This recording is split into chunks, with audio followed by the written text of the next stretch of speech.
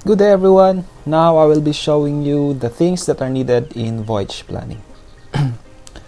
Number one is the making waypoints in an ECDIS or electronic chart display information system. First that we're going to do is making waypoints from our departure to the port of destination.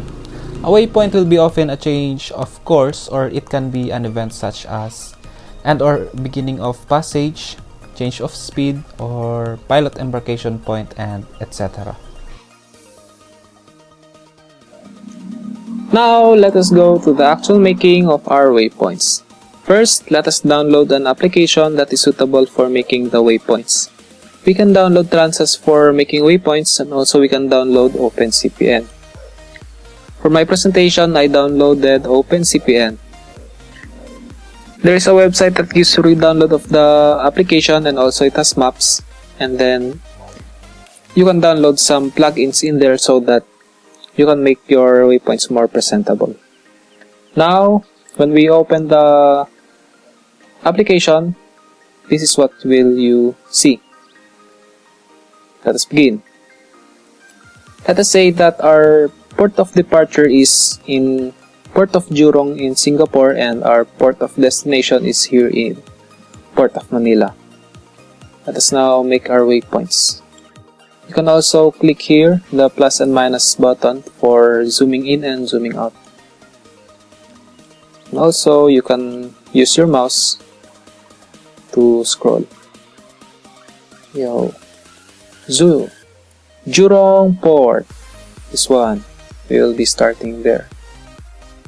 And this is the port of Jurong, and this is the east part, the west, and the east. Let us now make our route or the waypoint. So click, then you will see this blue line. That is the indication of our waypoint. And now we will be going to connect it to our port of destination.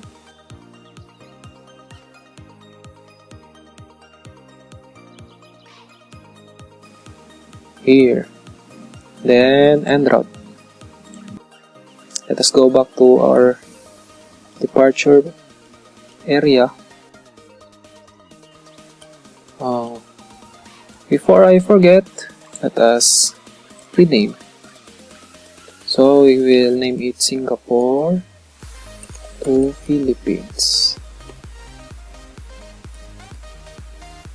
And from Port of Jurong, Singapore, to Port of Manila, Philippines.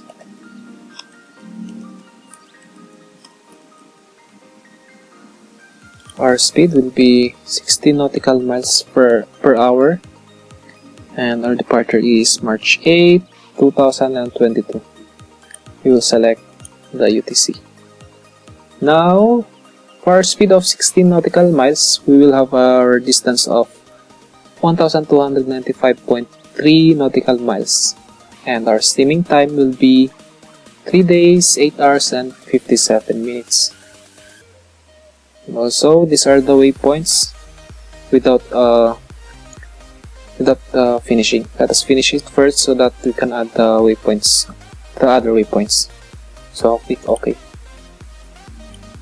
To add waypoints, you will just have to right click, then insert waypoint, then adjust. We will adjust it until the port of destination. We will also make sure that our waypoint will be following the traffic separation zone, and when entering an area where it is required to report, we will follow the procedures.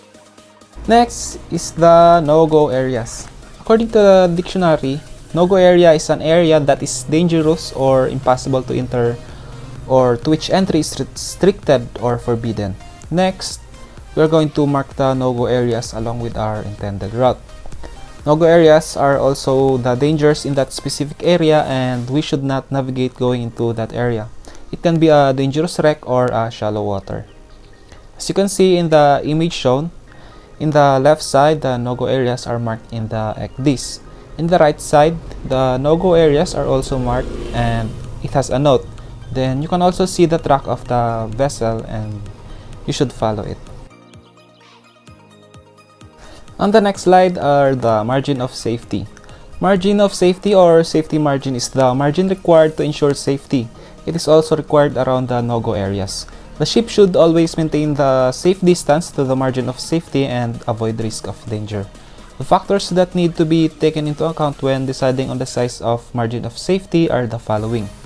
First is the dimension of the ship, the accuracy of the navigational system to be used, tidal streams, maneuvering characteristics of the ships, and that's all.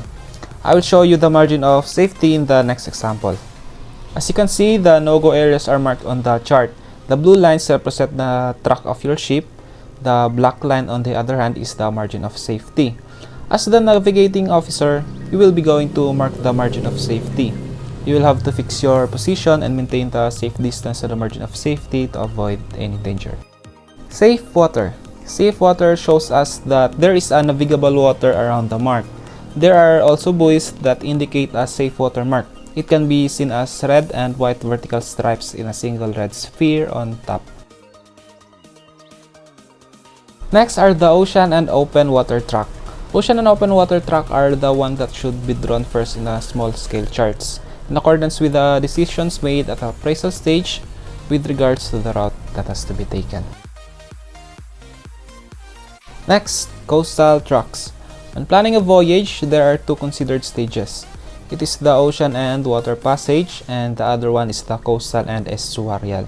Coastal and estuarial tracks, on the other hand, should be also in accordance with the decisions made during the appraisal stage, and also it should be drawn first in a small scale chart covering large positions of the coastline.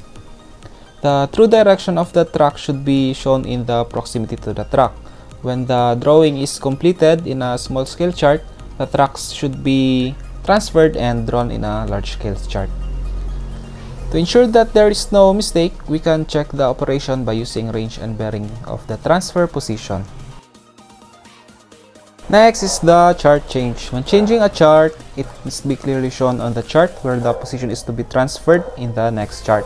Chart number must also be included. Deviation from track. The ship should follow the planned track, but under certain circumstances, it may be necessary to deviate from such track. For example, altering course for another ship.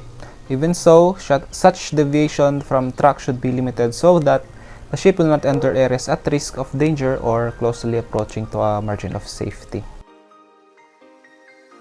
Company and national regulation. Both company and national regulation regarding offshore distances should be observed. When you are approaching to another country, it is important to be aware of the regulations that the country are implementing. Underkill clearance. In certain circumstances, ship may be required to navigate in areas with reduced underkill clearance. It is important that a reduced UKC has been planned and clearly shown. In cases where the UKC is less than 10% of the deepest draft, or other such percentage as agreed to at the appraisal stage, then it is not necessary that the OOW is aware of the such UKC, but also is aware of the speed that needs to be reduced in order for the squad to be also reduced for the consequent reduction in draft. The safe underkill clearance should enable the ship to maneuver within an area so that no damage to the hull occurs that might happen due to the hull impact on the ground. Parallel indexing. Parallel indexing is used for cross-tracking and monitoring the tendency for both poor and good visibility. It is a good practice to mark the parallel index on the chart inconspicuously at the planning stage.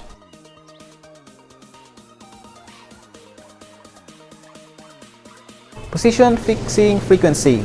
There are different varieties of position fixing, but it should not be assumed that any one of these methods will suit all circumstances. There is also primary and secondary position fixing. In order for the position fixing to be smooth, uneventful, and clearly understood all concerned, the passage plan will include information as to which position fixing methods are to be used, which one is to be considered the primary method and the other one is considered to be the secondary method or used as backup. Radar conspicuous objects and visual nav aids. In position fixing, in order to reduce the workload while navigating in coastal waters, the navigator should have determined and planned his primary and secondary methods of position fixing. Landfall lights. When making a landfall, it should be necessary for the officer on watch to examine the chart minutely to find which light will be seen first. The fixed frequency. Respective to the method of position fixing to be used, it is necessary to establish the required frequency of fixing. Quite obviously, this is going to depend on the circumstances prevailing, such as a ship close to danger will need to be fixed much more frequently than one in the open sea. Fixed regularity. Having established the fixed frequency, it is good practice to ensure that fixes are in fact made as at the frequency, not as and when the OOW thinks fit. Next are the reporting systems. Reporting system is another additional information for the voyage planning. Reporting has to be relevant to the authority and where it is required to make the vessel's routing safer. When we say relevant to the authority, it means that the reporting should be in compliance to the reporting requirements in a certain country's authority. Abort position and contingency mark. When approaching constrained waters, the ship may be in a position beyond which it will not be possible to do other than proceed. It is termed the point of no return. It will be the position where the ship enters water so narrow that there is no room to return, or where it is not possible to retrace the track due to falling tide and insufficient UKC. The reason for not proceeding and deciding to abort will vary according to the circumstance but may include the following. First is the deviation from approach line, machinery failure or malfunction, instrument failure or malfunction, non-availability of tug or berth, dangerous situations ashore or in harbor. Number 6, any situation where it is deemed to be unsafe to proceed. Next is the approval of the master. To complete the voyage plan, it must be submitted to the master and also it should have his approval. Now, our waypoints are finished. Let's see. So, these are the waypoints from Port of Jurong to Port of Manila. Let us see how it goes. Zoom in. From Port of Jurong, we'll go through the East Jurong Channel, then follow the blue lines. So these are the safe water marks. Then we will be approaching to the traffic separation scheme. This one. Zoom out. So in this point, we will be joining the traffic separation scheme and we will be joining 90 degrees towards the traffic separation scheme and follow the arrow.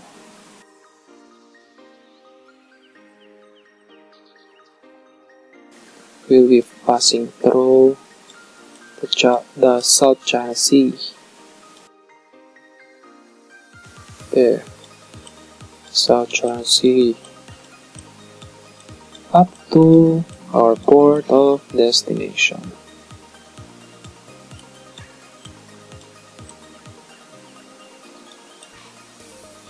Then, upon entering the area of responsibility of the Philippines, we can see another traffic separation scheme when we are about to enter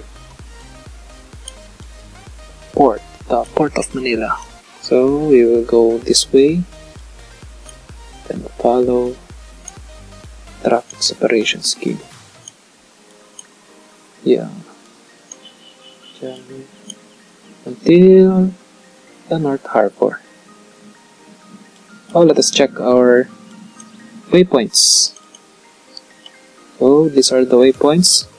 The total distance will be 1,373.5 nautical miles in 60 nautical miles. It has changed because the waypoints are rearranged and added.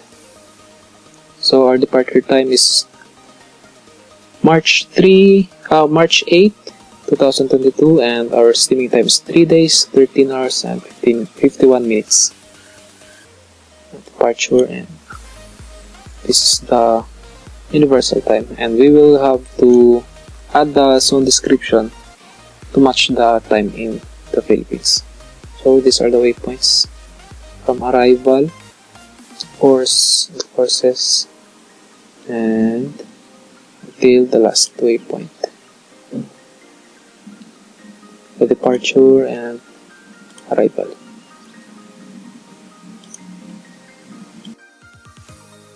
Last are the voyage planning using the obtained relevant information and different marks on the charts. So, what are the relevant information that we need on our voyage planning aside from the information that we have discussed? These are some of the following. First are the direction of the currents expected during the passage, prevailing weather and winds in voyage areas, reporting points, navtech stations to be used during the voyage, pilot passage on departure or on arrival from berth to pilot and from pilot to berth, plan for pilot to pilot and or anchorage passage, vessel squat calculation instructions, and the following images are example of actual voyage plan by our instructor. As you can see, it has the information needed for our plan. And that would be all. Thank you for watching.